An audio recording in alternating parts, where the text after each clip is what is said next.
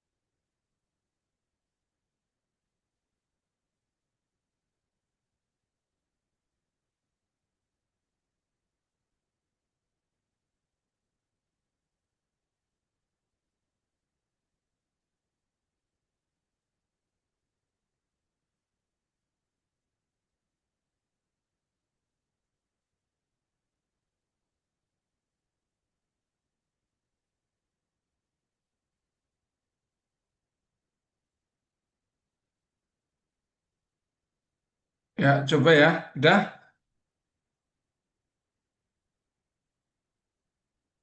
Sudah, teman-teman?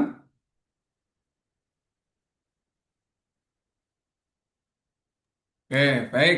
Silakan kelompok mana dulu?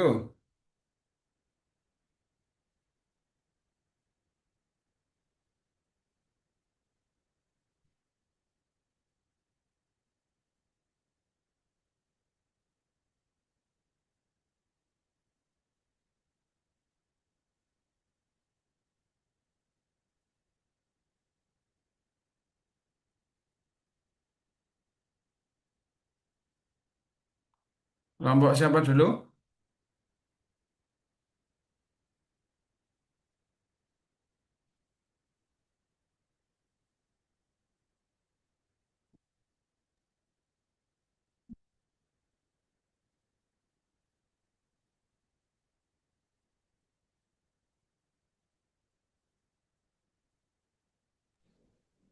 Izin kelompok 4, Pak. Oke, baik. Silakan. Ya,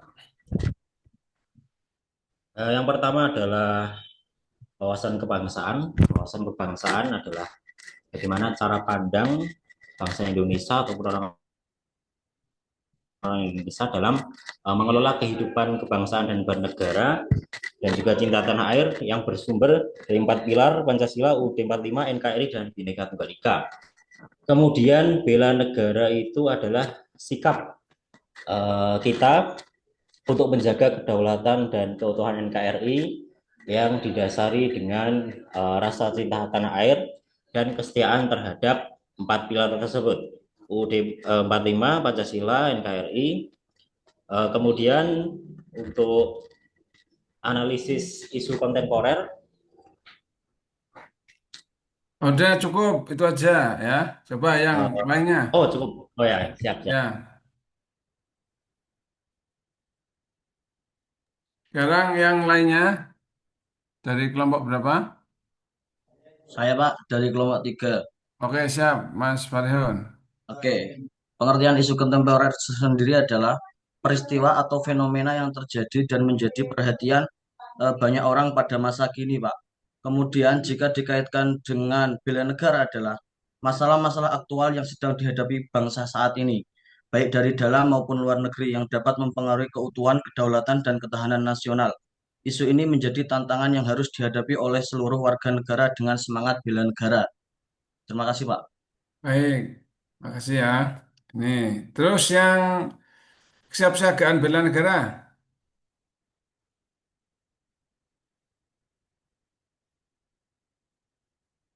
Yang kesiapsiagaan bela negara.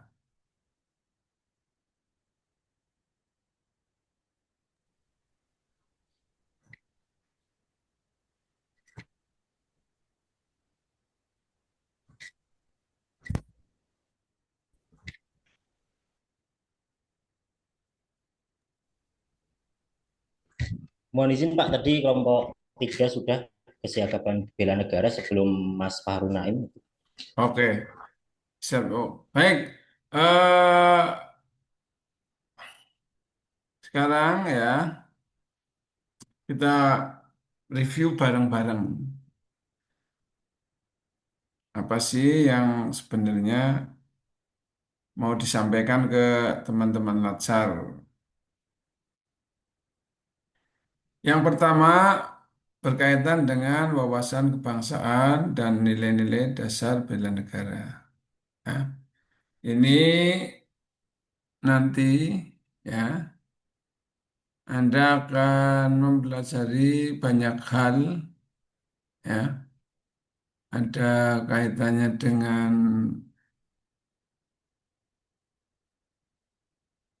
sejarah, ada kaitannya dengan lambang, ada kaitannya dengan simbol ya dan lain-lain. Nah, ini yang kita fokuskan saja, yang wawasan kebangsaan dan nilai dasar bela negara. Di wawasan kebangsaan, ya, itu kalau kita artikan, itu adalah cara pandang kita sebagai bangsa dalam hal bersikap, berperilaku yang berdasarkan empat konsensus, ya, empat konsensus dasar bangsa Indonesia. Apa itu empat konsensusnya? Yaitu yang tadi disampaikan Pancasila, terus apa lagi? UUD Undang-Undang, 1945. Undang-Undang Dasar 1945, terus kemudian Negara Kesatuan. negara Bhinneka Tunggal Ika, terus negara Kesatuan Republik Indonesia. Itu konsensusnya.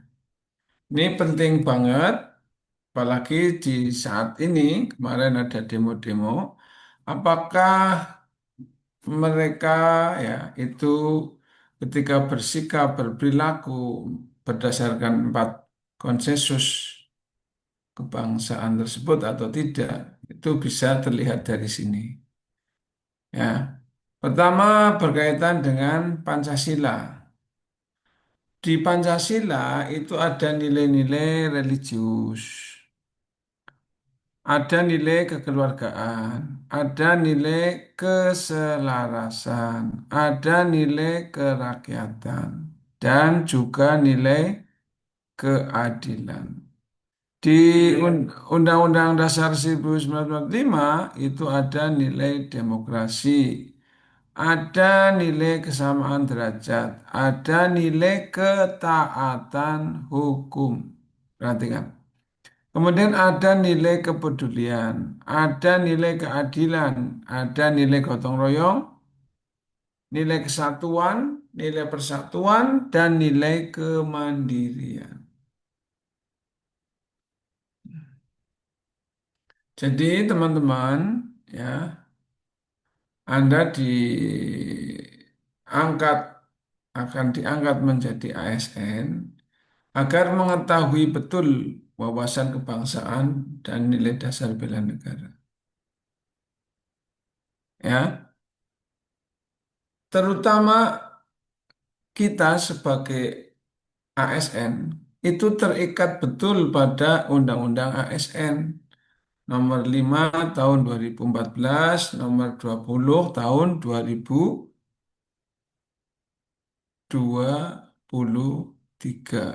Ya.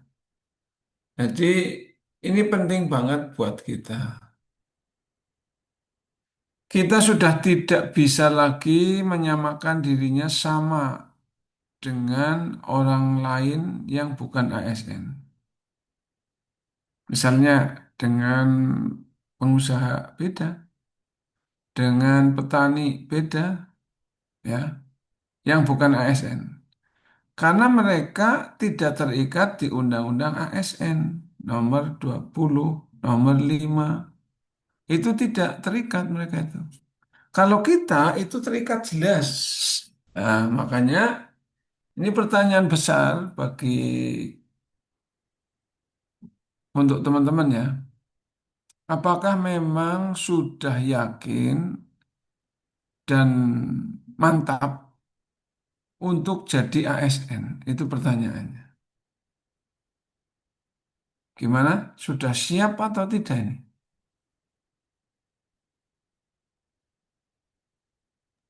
Saya yakin,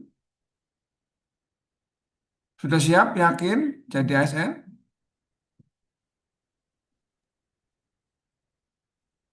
Oh, nggak ada yang jawab ya? Ya Pak, sudah Ya, ya Pak. siap, Siap, Dan Pak. yakin. Bentar ya. Siap. Ini siap di yakin, sini Pak. disuruh berdiri Semua. dulu karena ada pembacaan Pancasila, jadi saya izin berdiri dulu.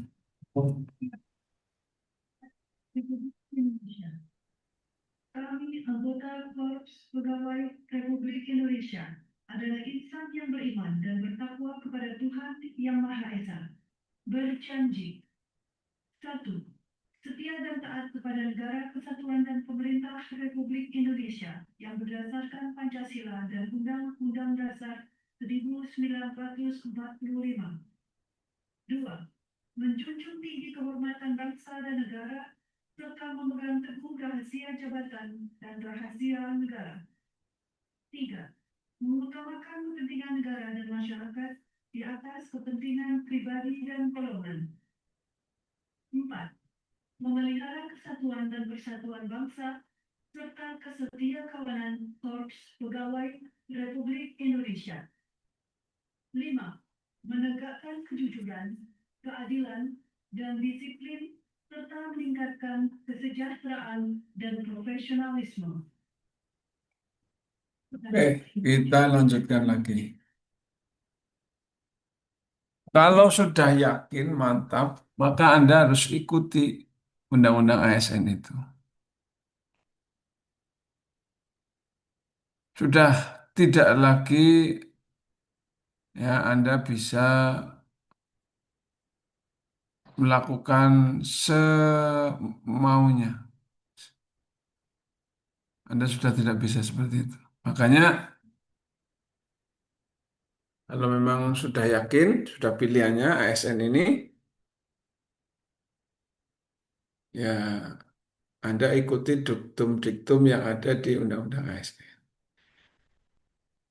Salah satunya, salah satunya ini. Salah satunya adalah melaksanakan kebijakan pemerintah. Itu salah satunya. Kalau Anda jadi ASN, kok Anda tuh merasa tidak sepakat dengan program pemerintah, kemudian mengkritik dengan keras, bahkan memprovokasi, ya, ya berarti Anda tidak pantas jadi ASN. Makanya mumpung belum. Tapi kalau sudah, wah saya sudah yakin Pak, mantap. Dukung ya kebijakan pemerintah, itu diktumnya. Kalau Anda tidak sepakat, cukup diam. Tidak perlu, wah ini nggak beres ini ini itu. Percayakan ya, apalagi dalam kondisi seperti ini, percayakan sama pemerintah. Kemarin Pak Menteri itu, Pak Menteri Kementerian Agama, saat apa ya itu diminta kita menjaga kondusivitas. Maka jangan sampai Anda justru malah jadi provokatornya. Nah, ini. Ada nggak ini yang di sini kemarin ikut ke demo ini? Ada nggak ya? Khawatirnya justru ada. Itu berarti nggak sesuai. Karena kita diminta sama Pak Menteri Kementerian Agama, Pak Nazaruddin Umar, untuk menjaga kondusivitas. Nah, ini berat banget memang buat kita. Kenapa? Ada lagi diktumnya. Karena kita juga menjadi edukator, ya, melakukan edukasi di masyarakat. Jadi kalau Anda apalagi jadi provokatornya, ah, ya tidak pantas untuk menyandang NIP. Tapi kalau Anda yakin, ikuti. Tadi Anda sudah bilang yakin, ya. Benar yakin Mas Alfain Hasan? Siap, yakin Pak. Nah, yakin, ya. Jadi ikuti kebijakan yang ada. Nah, itu yang salah satunya. Oke, sekarang eh, karena di sini ada nanti ada nih ya Undang-Undang ASN di sini ada ini nomor 5 tahun 2014 ya. Kalau yang di atas itu nomor 20 tahun 2023. Mana ya? Nah, ini nomor 20 tahun 2023 tentang aparatur sipil negara. Oke, sekarang ya kita lebih dalami lagi. Ada nilai-nilai religius ada nilai-nilai kekeluargaan, ada nilai keselarasan, nilai kerakyatan, nilai keadilan, ya, juga nilai-nilai yang lain pada konsensus dasar berbangsa dan bernegara. Ini semua, teman-teman, ya, ini menjadi apa ya? Menjadi dasar kita ketika kita mau bersikap dan berperilaku sesuai dengan makna wawasan kebangsaan.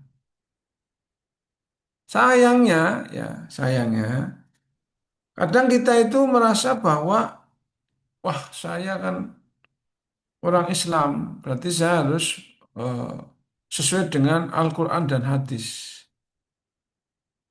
Nah, sekarang saya kasih contoh sedikit. Apakah ini apa?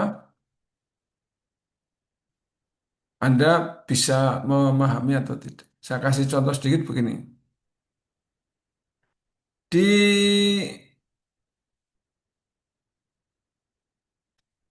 nilai Undang-Undang Negara Kesatuan Republik Indonesia ada nilai kesamaan derajat, ya. Ada nilai kesamaan derajat. Di Al-Quran dan hadis juga ada nilai kesamaan derajat. Ya kan? Kalau di Al-Quran itu di Al-Hujurat ayat berapa itu? 13 ya kayaknya. 13. Sama derajat.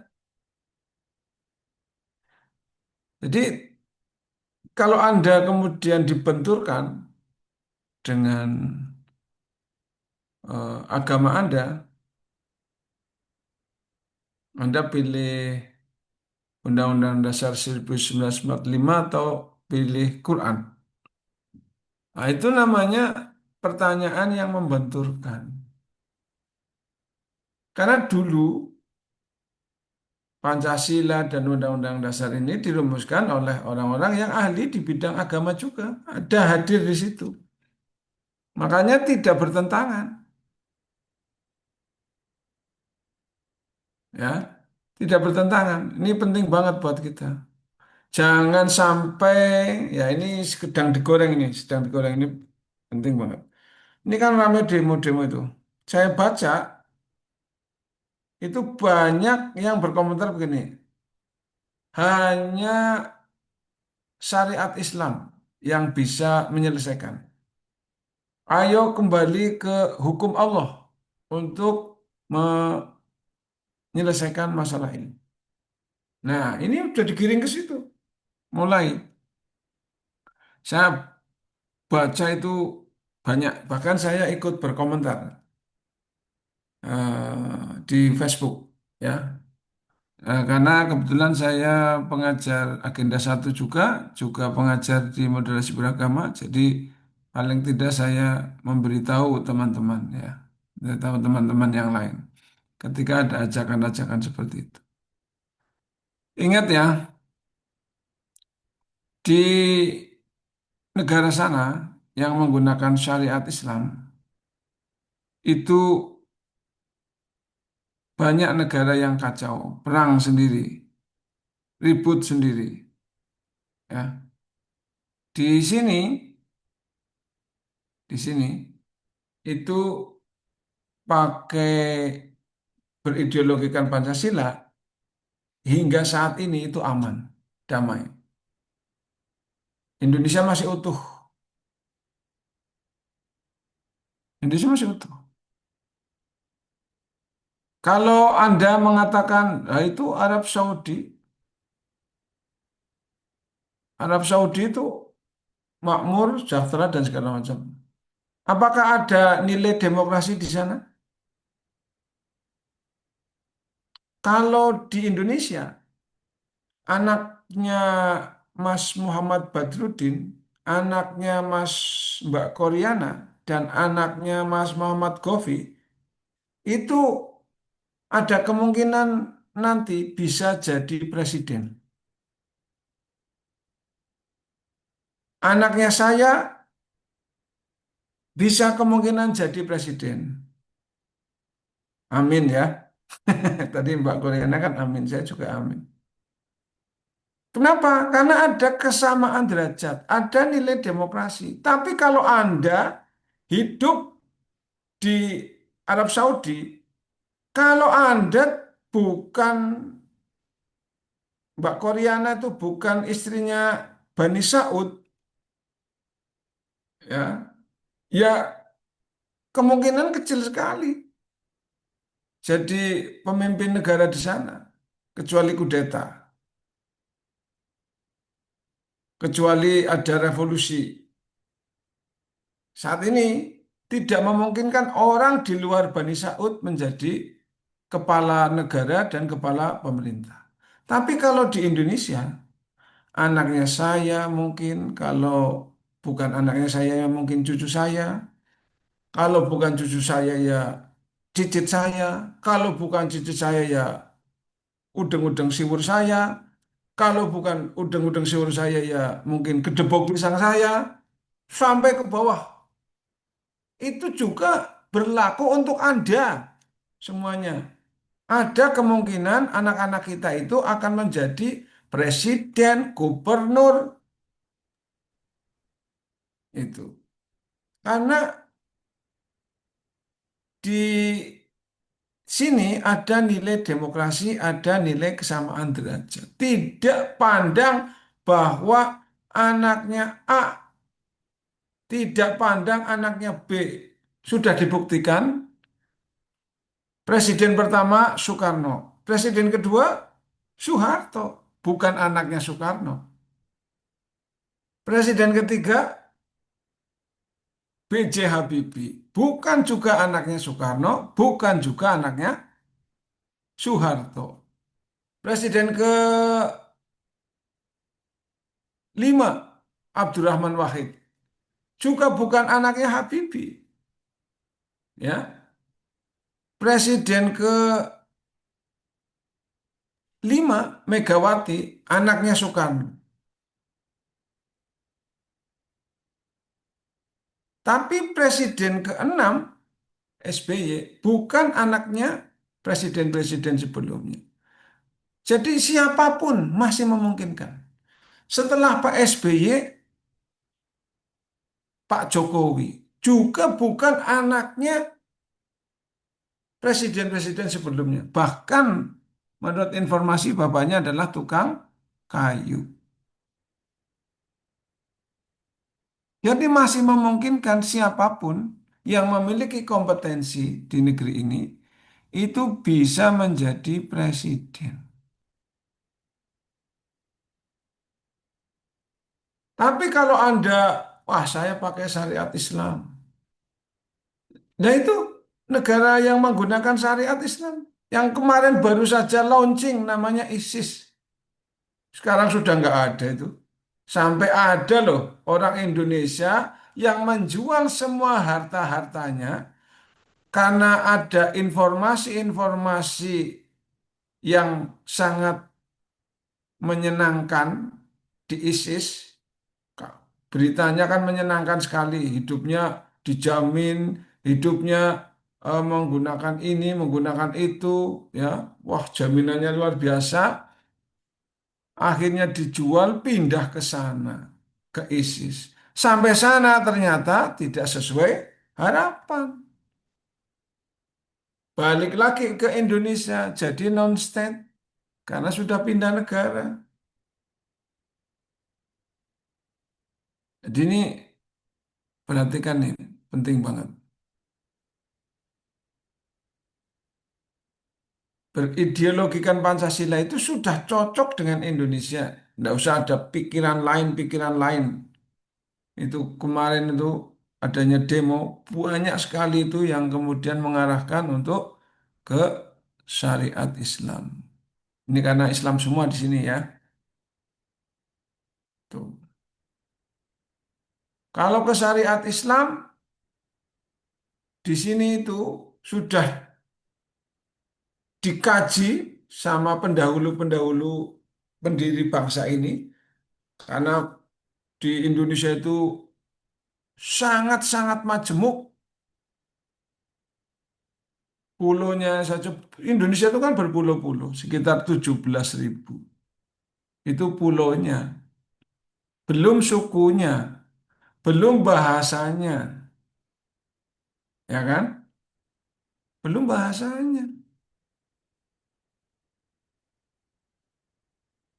Jadi kemungkinan konflik itu tinggi sekali. Dan negara lain itu sudah ada yang bubar. Yang mirip dengan Indonesia itu sudah pada bubar. Soviet, terus apa lagi selain Soviet? Yugoslavia. Iya Yugoslavia. Itu udah tinggal nama. Mereka sukunya banyak, wah, luasnya luas, agamanya juga berbeda-beda. Kalau di Soviet itu meskipun dia menggunakan komunis ya sebagai pahamnya, tapi agama ternyata di dalamnya masih ada. Yugoslavia juga sama, di dalamnya agamanya masih berbeda banyak juga penganutnya dan beda-beda. Sukunya juga beda-beda, bubar di sana. Kita dengan 17 ribuan pulau, dengan 700-an bahasa, ya, dengan sekian suku yang ada, masih tetap Indonesia utuh. Bagaimana tidak coba teman-teman? Ini kalau bahasa saja antara bahasa Jawa Kulon sama Wetan aja beda. Ya, sama Sunda saja beda. Sunda saja beda sama Indonesia. Kalau bahasa Jawa atos itu keras. Kalau Sunda atos itu artinya apa? Sudah ya, sudah kan?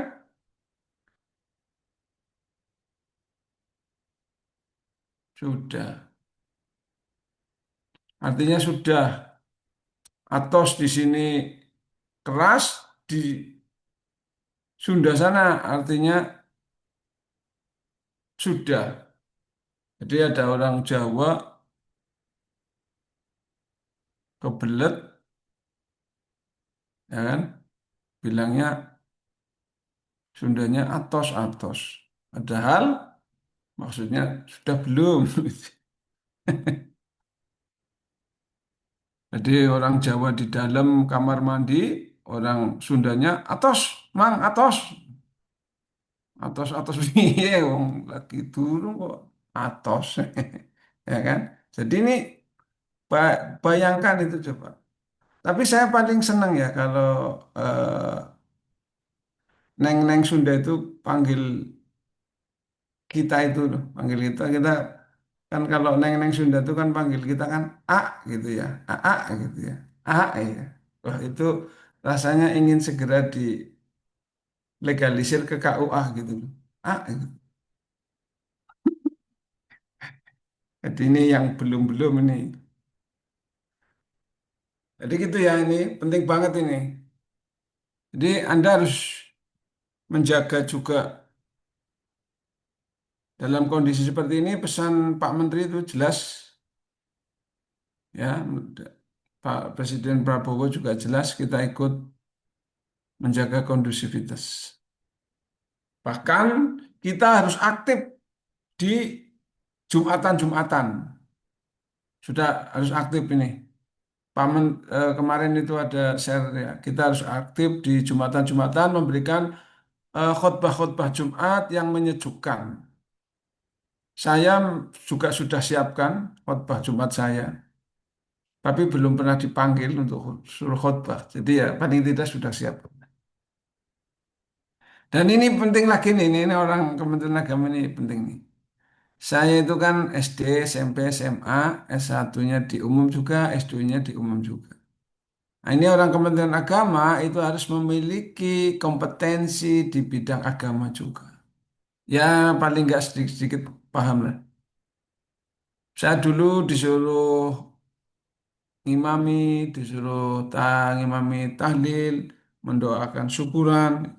Karena saya memang nggak bisa ya, saya ampun-ampunan. Maaf, saya nggak bisa. Tapi apa jawaban sana? Kamu kan orang Kementerian Agama. Saya itu lulusannya dari Undip, Pak.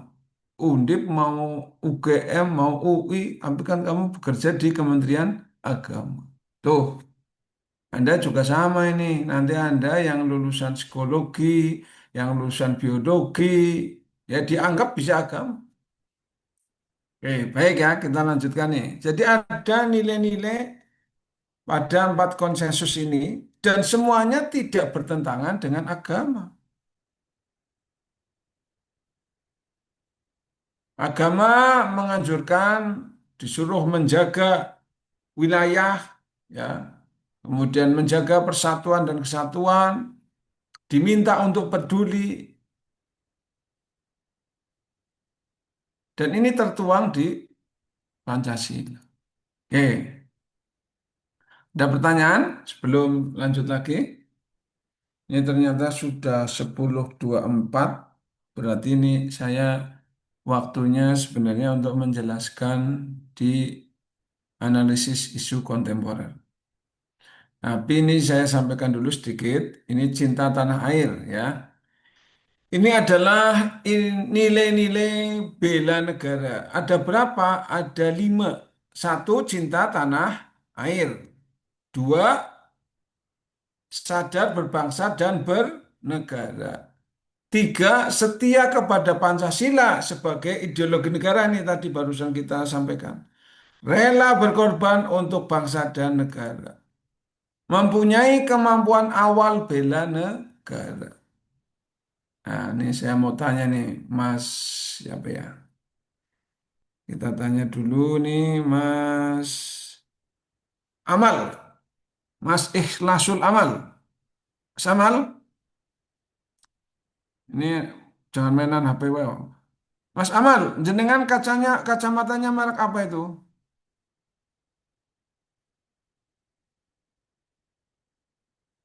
Kacamatanya merek apa? Atau sepatunya merek apa sepatunya? Sepatu. Apa Mas Amal? Gak ada suaranya ini. Mohon maaf Bapak untuk mahasiswa Amal sementara mikrofonnya masih Oh bermasalah. gitu. Coba nih, Mas Wahyu Aji Santoso, pecinya merek apa? Dihidupkan dulu, Oh iya Pak, belum coba saya lihat Pak. cek dulu. Songkok nasional Pak, Songkok songkok nasional, nasional Pak. berarti Anda kategorinya Iya Pak, cinta tanah air. Karena di huruf iya Pak, F itu sangat cinta Pak. bangga menggunakan hasil produk bangsa Indonesia. Oh, ya kan? Mbak Nabila, kerudungnya merek apa Mbak Nabila?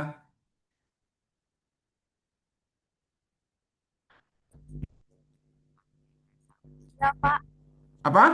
Mereknya Saudia. Kalau di belakangnya itu ada Oh, tempelan gitu. nasional itu ya, produk lokal ya. Iya, sepertinya produk lokal. Nah, ini berarti termasuk bangga menggunakan hasil produk bangsa Indonesia. Itu salah satu ya indikator di cinta tanah air. Ini indikatornya ada 6 ya. Indikatornya ada 6. Tuh, perhatikan. Menjaga tanah dan perkarangan serta seluruh ruang wilayah Indonesia ya. Jiwa raganya bangga sebagai bangsa Indonesia, patriotisme, memberikan kontribusi, ya. Nah ini sadar berbangsa dan bernegara, ikut serta dalam pemilihan umum. Kemarin sudah ikut nyoblos Mas Khairul Ikhza? Sudah, Pak. Nah, kalau pilihannya kalah, jangan sampai kemudian bahwa presiden saya adalah yang kalah. Nah, itu namanya dibalik itu namanya. Ya. Karena kita itu orang yang hidup dengan peraturan yang ada, ya maka yang presiden yang sah ya yang terpilih itu yang sudah diketok palu melalui KPU, melalui Mahkamah Konstitusi, ya, itu presiden kita. Meskipun mungkin Mbak Restu tidak memilihnya, ya, Mas Farihun mungkin tidak memilihnya, tapi rakyat banyak itu memilihnya. Jangan sampai samalah dengan mereka-mereka yang merasa bahwa presiden saya adalah yang masih yang kalah. Itu jangan sampai. Saya memilih misalnya kemarin kalah. Nah sekarang presidennya Pak Prabowo. Ya itu presiden saya. Harus patuh dan loyal. Karena di Undang-Undang ASN-nya begitu. Termasuk di Undang-Undang Dasar 1945. Seandainya Anda pun bukan ASN, ya tetap harus patuh dan taat, ya, menghargai, menghormati pilihan banyak orang. 58% apa 52, 58 ya, 58 apa 52 itu, 58 kayaknya. Ya itu kalau sudah dipilih sama masyarakat ya itu. Jangan sampai kemudian ketika kalah cari gara-gara presidenku itu yang bukan itu. Nah itu lucu lagi. Oke, ya. Kemudian nih yang setia kepada Pancasila, rela berkorban, kemudian ada mempunyai kemampuan awal bela negara, yaitu salah satunya itu nih gemar berolahraga. Nah ini Mas Syekh, nih Mas Syekh Noval, jenengan gemar berolahraga nggak ini? Gemar, Pak. Nah bagus. Ini kalau Anda sehat, maka pemerintah juga Anda sedang berkontribusi terhadap pemerintah. Karena Anda jarang periksa, itu berkontribusi. Dan seandainya dalam keadaan kondisi darurat, perang misalkan, Indonesia itu perang, tentara sudah kalah, polisi sudah habis, kan orang-orang yang sehat yang akan kemudian melanjutkan. Tapi kalau Mas Syekh Noval ini kurang sehat, tidak dijaga kesehatannya, bagaimana mau ngangkat senjata yang beratnya bisa sampai 5 kilogram? Kalau Mas Syekh Novalnya saja tidak sehat, ya kan? Bagaimana Anda akan berlari ketika ada musuh untuk menghindar? Karena berat Anda melebihi kapasitasnya. Nah, itu ya nggak bisa. Makanya ini penting, gitu ya. Oke, termasuk ikut menjaga ya ini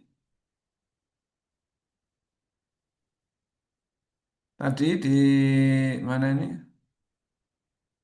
Ini menjaga ya, menjaga tanah dan perkarangan ya. Menjaga itu salah satunya adalah Anda itu ikut menjaga lingkungan. Jangan sampai buang sampah sembarangan. Oh, Anda yang buang sampah ya, tapi orang lain yang susah. Padahal nggak boleh begitu, ya kan? Tidak diperkenankan. Agama melarang juga, ya kan?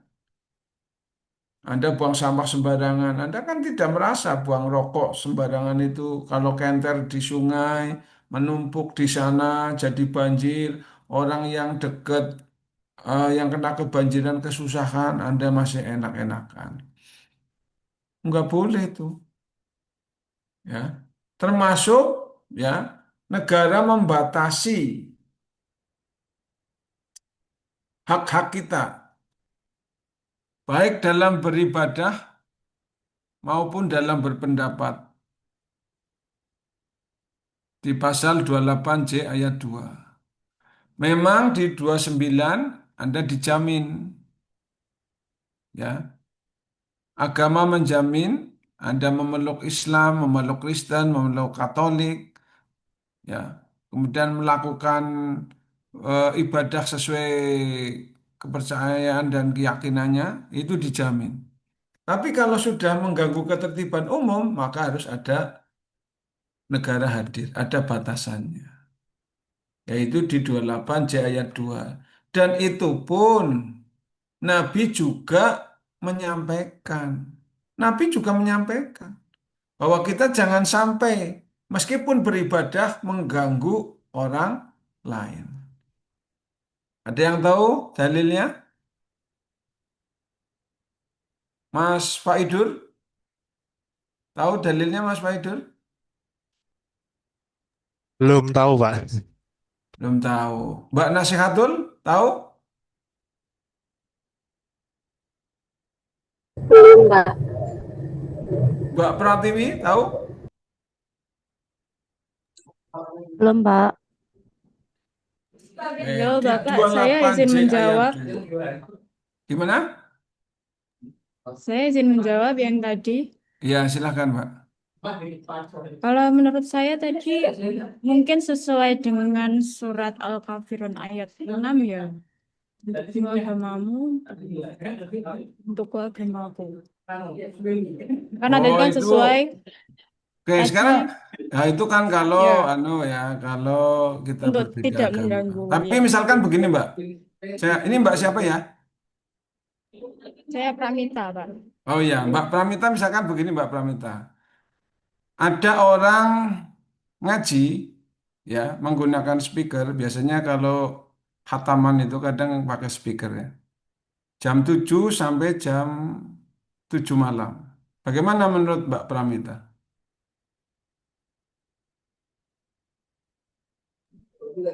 Kalau menurut saya kan berarti eh, sedikit mengganggu lingkungan sekitar ya Pak, terutama kan kita hidup berdampingan dengan agama lain. Tentu kita juga harus menghargai, hormati, kemudian toleransi terhadap agama lain tersebut, gitu Pak. Jadi menurut saya mungkin suara speakernya lebih dikecilkan atau di peraturan waktunya, pengaturan waktu itu bisa Ada ya, oke, terima kasih. Ada pendapat lain? Misalkan ngaji jam 3 pagi untuk membangunkan orang sholat malam pakai speaker. Ada yang berpendapat lain?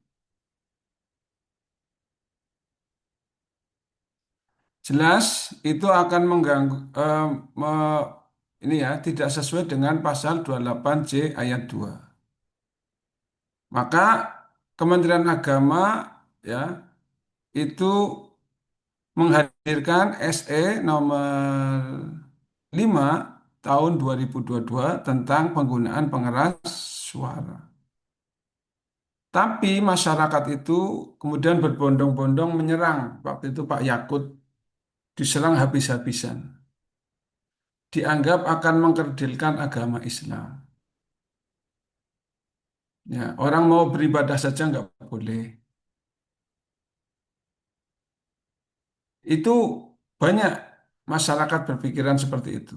Padahal yang dilarang adalah yang diatur hanya bukan dilarang bahkan hanya diatur saja penggunaan pengeras suaranya. Sekarang kita kaji, ya aturan sudah ada. Sebenarnya itu dibuat apa asal-asalan atau sudah sesuai dengan kajian-kajian sosial maupun kajian-kajian syar'i.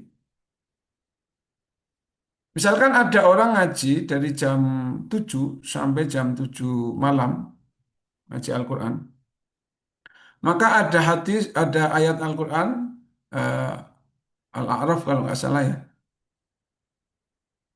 Dan ketika wa idza quri'al Qur'anu fastami'u lahu wa ansitu la'allakum turhamun.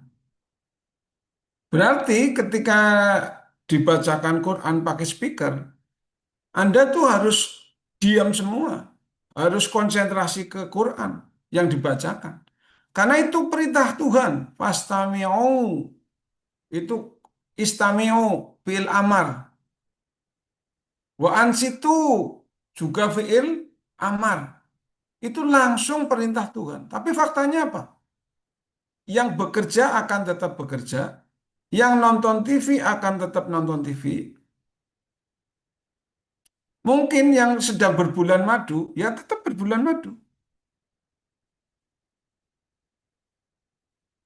Nah, kenapa bisa seperti itu? Karena tafsirnya, ya, Anda hanya tekstualis. Teman-teman kita itu, masyarakat kita perlu dikasih paham bahwa tafsirnya itu, ini menurut pendapatnya Gus Bah ya, bahwa ayat itu menunjukkan bahwa kalau mau baca Al-Quran harus di tempat yang khusus, di waktu yang khusus, dengan orang-orang yang khusus memang mau mendengarkan. Bukan setiap orang dipaksa untuk mendengarkan. Ya, Mbak Jati, Anda yang mungkin sedang WFH, yang sedang ikut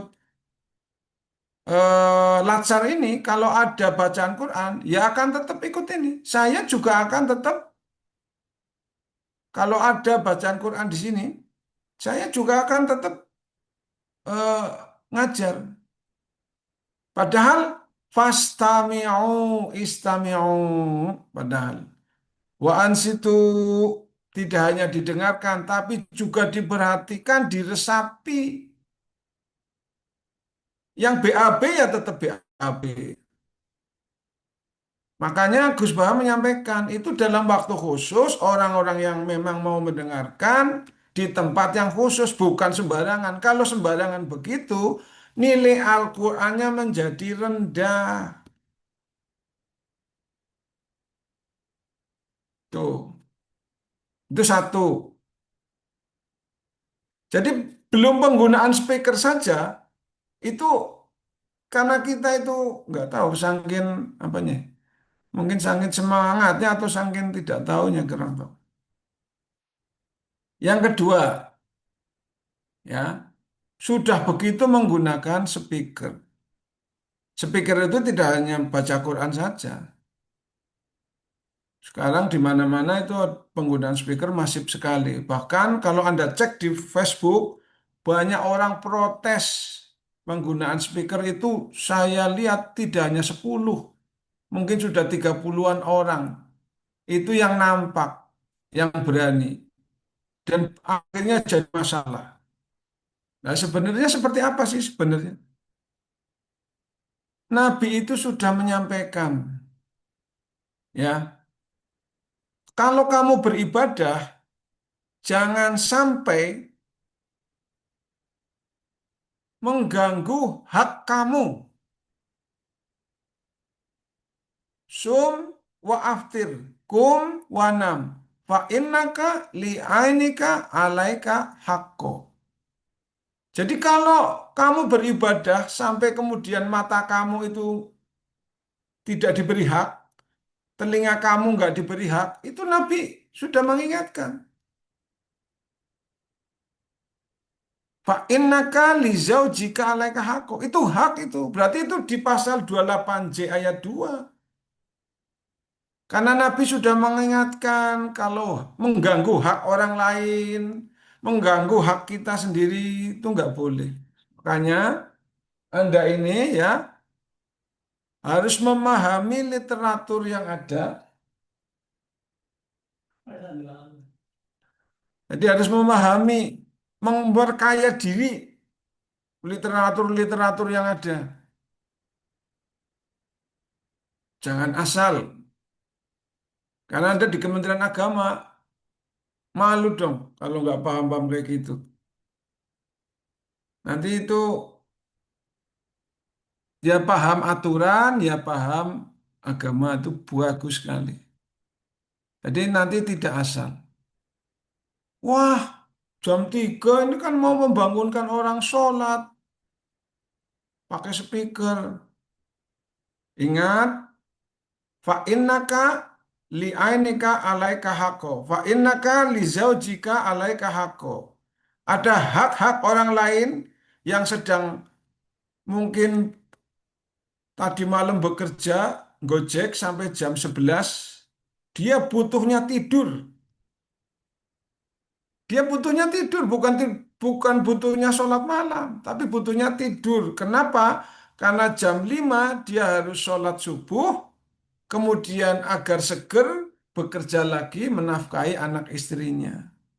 Tapi bayangannya orang ini kan ibadah, harus dikaji dulu. Ada orang yang mungkin sedang menyusui anaknya nangis, wae. Di- ada orang yang sakit gigi ya, Mas Alfa ini. Orang sakit gigi itu kalau ditambahi dengan speaker ya tambah sakit tuh.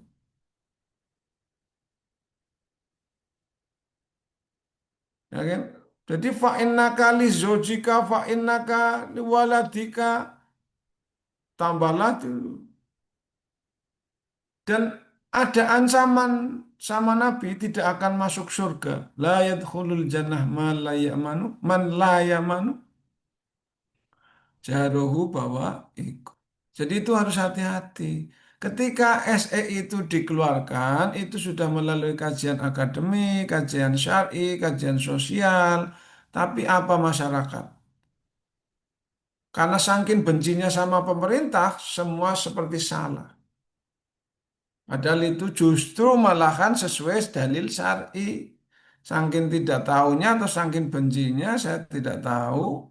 Atau saking memang ikut-ikutan saja. Karena kadang ada, tak lihat itu, ada salah satu eh, ang- karyawan Kementerian Agama yang ikut menghujat Pak Menteri. Dia belum baca, tidak tahu kajiannya, tapi sudah menghujat. Oke, baik. Ya, kita lanjutkan untuk tugasnya. Masih sedikit lagi, ini kurang 15 menit. Tugas yang Anda kerjakan sudah ada di PLC, Anda tinggal masuk di PLC, kemudian Anda di situ ada tugas individu ya dan tugas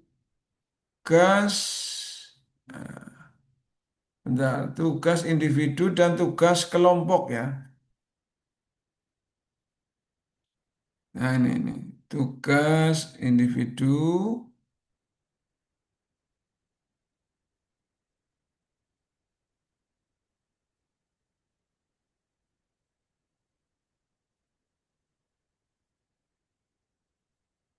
Oke. Tugasnya ngapain? Tugasnya yang pertama ya, Anda bikin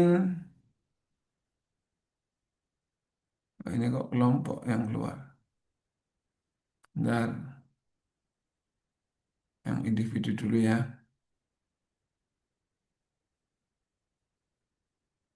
Nah ini. Nah ini yang pertama ya tugas individu Anda bikin 5 isu. Ya, Anda harus mendapati 5 isu. Ya, ini perhatikan. 5 isu itu kemudian Anda tuliskan di sini. Sudah ada di BLC ya, Anda tinggal di sana. Nanti cara uploadnya sama, ada tata caranya.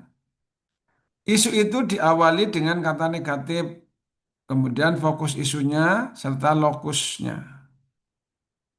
Isu yang berkaitan dengan tupoksi teman-teman Latsar semua. Kemudian di APKL, dinilai, dijumlah, diperingkat.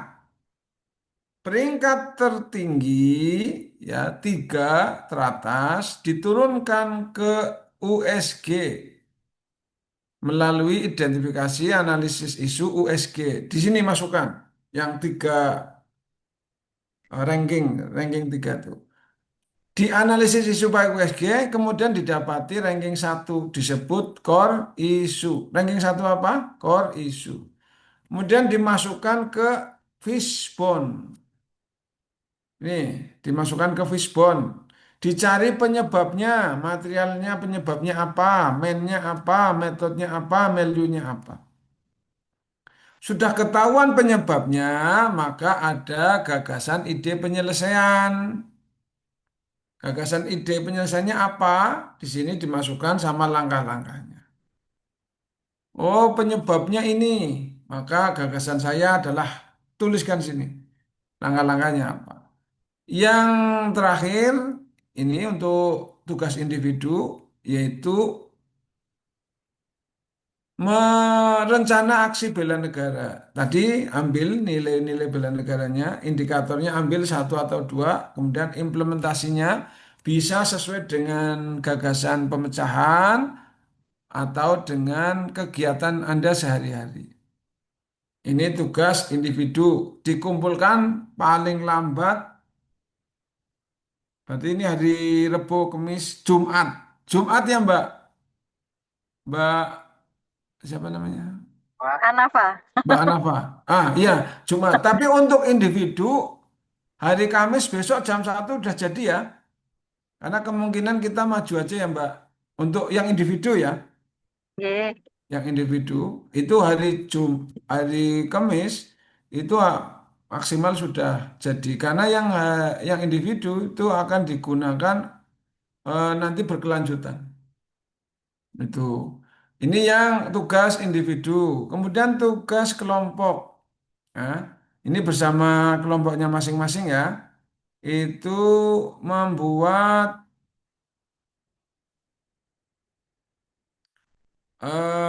video kebangsaan. Ya, membuat video kebangsaan.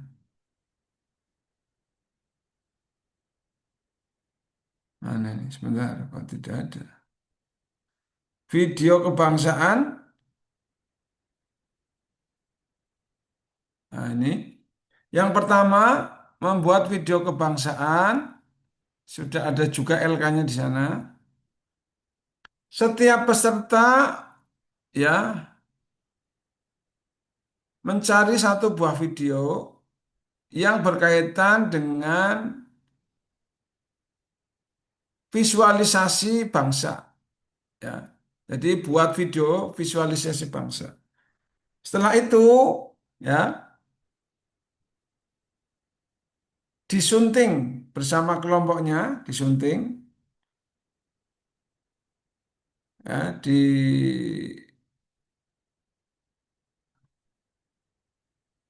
disunting sama kelompoknya. Kemudian di up waktunya kurang lebih 5 menit ya nanti. Kemudian diupload di YouTube. Diupload di YouTube dengan publish terbatas. Dengan publish terbatas ya. Nah ini. Jadi buat video visualisasi kebangsaan setiap orang, kemudian dikumpulkan bersama kelompoknya ya. Durasinya menjadi sekitar maksimal 5 menit. Waktu pengumpulan sesuai jadwal LMS berarti hari Jumat. Lalu YouTube dipublish terbatas. Kriteria penilaiannya adalah keterkaitan substansi wawasan bangsaan, kerjasama dan kekompakan kelompok, estetika video. Nah ini. Kemudian selanjutnya buat teks lirik yel-yel lagu kelompok. Dan yang terakhir buat skenario role play. Itu teman-teman. Ya. Ini untuk yang kelompok. Ada pertanyaan? Baik individu maupun kelompok tugasnya? Ada? Tanya Bapak izin banget. Ya silakan. Apa Mbak? Ini waktu pengumpulannya sesuai jadwal di LMS ini. Ya. Tadi sudah ditanyakan di sesi sebelumnya, sesi 1 tadi oleh kelompok 2, bahwasannya di BLC itu settingan waktu pengumpulannya belum diganti, begitu Bapak dari Oh belum panitia. diganti. Nanti ada panitia kan nanti. Ya. Mbak panitia itu untuk settingan katanya belum diganti. Nanti mungkin bisa diganti. Itu ya Mbak. Nah, tapi yang jelas untuk individu besok hari Kamis itu paling tidak jam 1 sudah siap ya. Nanti karena kan hari Jumat itu kan libur juga tuh. Hari Kamis kemungkinan kita bahas. Ada pertanyaan? Tadi kelompok kalau individu itu buat apa, Mas Muhammad Alfain Hasan?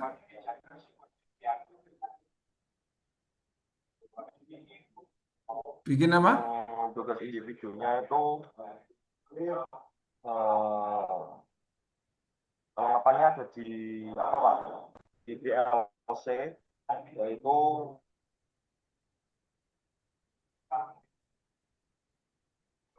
Nah, kan? Coba nih, perhatikan bareng-bareng nih, nanti lupa lagi nih.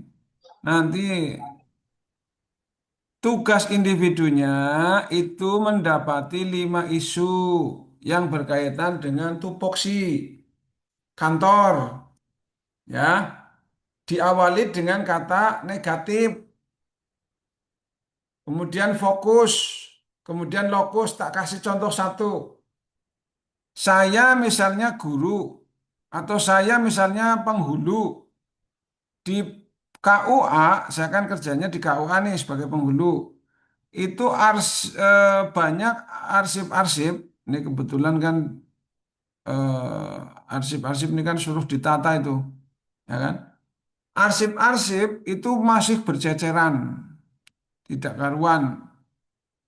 Maka sebagai penghulu pertama, ya, itu bisa Anda mengangkat isu itu. Misalnya kurangnya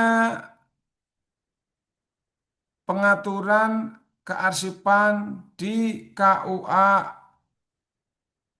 Mojosongo. Ya,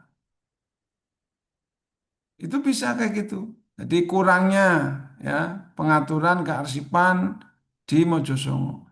Kurangnya itu kata negatifnya pengaturan kearsipan atau penataan ya. Kurangnya penataan kearsipan berarti penataan kearsipan itu adalah fokusnya. Mojosongo itu lokusnya. Sebenarnya ditambahi tahun tapi tahun nggak usah nggak apa-apa. Jadi cukup kata negatif, fokusnya apa, lokusnya, gitu ya. Tidak usah mengganggu orang lain atau mencari kelemahan orang lain. Contohnya, tidak pahamnya masyarakat cara mendaftar pernikahan. Itu namanya menyalahkan masyarakat. Anda itu dibayar, digaji untuk mencerdaskan masyarakat.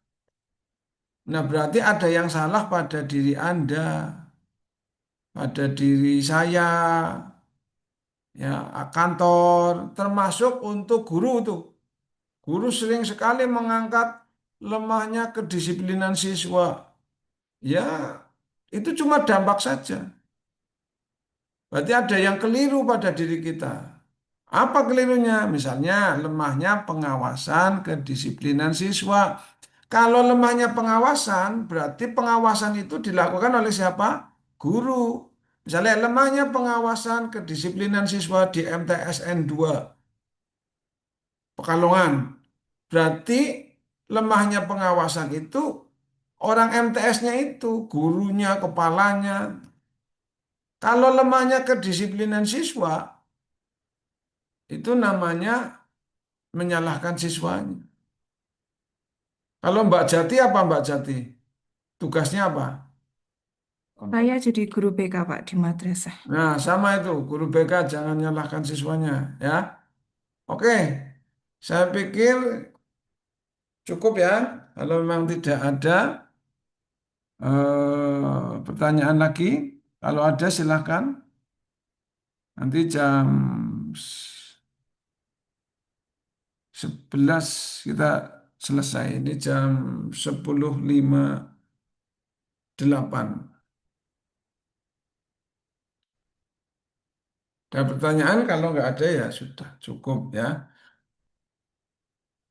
Nanti silahkan ketuanya masing-masing bersama kelompoknya itu sudah mulai mengatur untuk membuat tugas kelompok. Kalau tugas individu ya tidak ya. Kan tugas individu dikerjakan sendiri-sendiri. Tugas kelompoknya berarti mudah mulai diatur di sini. Di kelompoknya masing-masing. Atur dengan baik agar nanti bisa tepat waktu. Untuk tugas individu, ya, Anda sudah mulai nih. Nanti habis ini selesai, langsung mulai mengecek di PLC LK-nya dan cara uploadnya, kemudian penulisan tugasnya ya ada kata nama Samsul Falak ya itu juga harus ditulis karena itu nanti bersama kelompok lain yang diajar orang lain. Jadi nanti biar tidak kesasar ada tulisannya. Itu pokoknya diikuti aja di LK-nya, di BLC sudah ada. Begitu, Mbak Ana, Mbak Ana Baik, Pak, siap, siap Pak. cukup ya Mbak, cukup ya. Cukup. Oke, terima kasih. Ya, terima kasih Mbak Ana Pak sudah sampai. Sampai Klego Pak. Oh ya, wah Lego ya. Oke, terima kasih ya, Mbak Baik, Ana terima Pak. kasih ya Pak. Oke. Salam. Salam Pak. Assalamualaikum warahmatullahi wabarakatuh. Mohon maaf teman-teman sekalian. Waalaikumsalam Masih warahmatullahi Baik, wabarakatuh. baik, terima kasih adik-adik atas perhatiannya. Berarti untuk yang kelompok 3 dan 4 sudah selesai. Lurus dan jalan ini silahkan dikerjakan tugasnya ya sesuai untuk PLC-nya misalnya nanti belum sempat ada perbaikan diabaikan dulu aja. Itu ya. Terima kasih langsung saya akhiri nggih. Baik Ibu, terima kasih.